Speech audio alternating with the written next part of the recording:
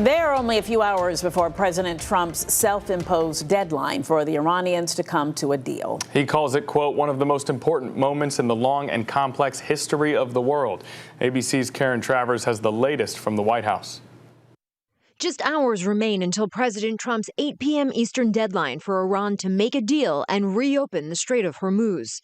This morning, the president issuing an alarming threat on social media, writing, "A whole civilization will die tonight, never to be brought back again. I don't want that to happen, but it probably will." Iran has been a horrible actor on the world stage for the better part of 50 years. And for them to be finally taken to task, I don't think a lot of people disagree with that. The problem is that the president's rhetoric makes it very difficult to discern what exactly the end game is. Iran remains defiant, threatening to deprive the U.S. and its allies of the region's oil and gas for years if President Trump follows through with his vow to strike energy and civilian infrastructure. Some Iranians gathering on bridges and around power plants to form human chains.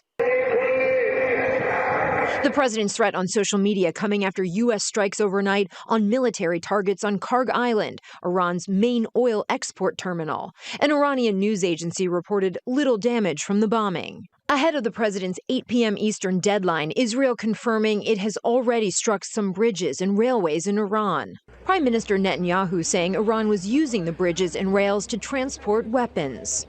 White House Press Secretary Caroline Leavitt reiterating that Iran has until 8 p.m. Eastern to, quote, meet the moment and make a deal. Leavitt saying only the president knows where things stand and what he will do.